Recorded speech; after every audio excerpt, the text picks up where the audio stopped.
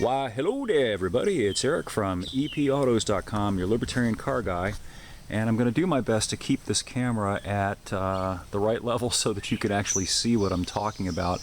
I apologize for my last couple of videos. I'm still getting the hang of this new camera, and being a big tall geek, I've put the camera up at my level, or at close to my eye level, and of course that makes it so that you guys only see the roof of the car. Anyway, I'm going to do a quick walk around here of the 2018 Volkswagen Atlas, and I'm going to have to back up here so that you can take in the full huge size of the Atlas. This is by far the biggest vehicle that Volkswagen has ever put out.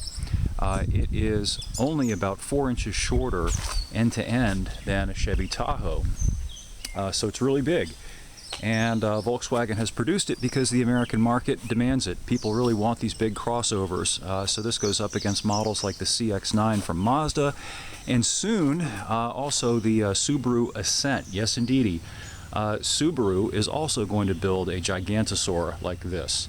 Now, something curious about this vehicle, as big as it is, believe it or not, it comes standard with a little 4-cylinder engine, unlike a Tahoe. The base models come with a 2.04, basically the same workhorse engine that Volkswagen uses in a number of its other vehicles. In this case, it's tuned up to 235 horsepower. And the good news is that because it has that turbo, it does put out pretty decent torque, and pretty early, at just around 1200 RPM, I think. You can get a V6, and you actually have to get the V6 if you want the all-wheel drive system. Apparently, Volkswagen is not going to sell this model with the 2.0 all-wheel drive combo, probably because it's just too damn heavy. I was looking at the specs, and the V6 version with the all-wheel drive weighs about 4,500 pounds, and the same thing with the 2-liter 4 would weigh not a whole lot less than that, and that is a lot of beef for a 2.0 engine to truck around. Now, the reason for that, for these small engines, is because the government is essentially outlawing big engines. They are making it very, very difficult to produce anything larger than a V6, and even in a big car like this, because of the federal fuel efficiency requirements. If you've been following my rants, you'll know all about this, and you'll also know that even in luxury cars, for example, the BMW 5 and the Mercedes E, they also come standard with little 2.0 engines, tiny little 4-cylinder engines, and the E Mercedes doesn't even offer an upgrade. You can still get a 6 in the BMW 5.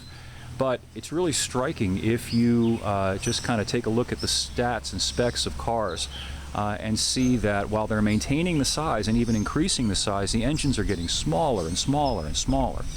Anyhow, I'll rant more about that up on the website. Let's take a quick look at the inside of the thing.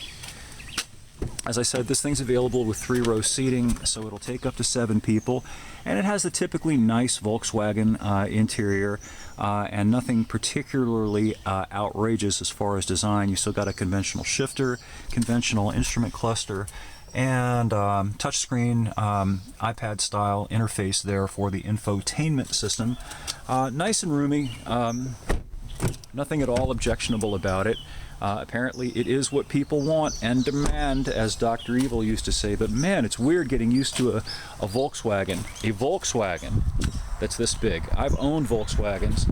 I used to own a 73 Volkswagen Beetle, and I think this thing could swallow a Beetle, probably. Anyway, I'll have more up at EP Autos shortly. I also just posted a couple of over videos to highlight the atrocious driving of the American Volk. So, thanks for viewing, and we will catch up with you again soon.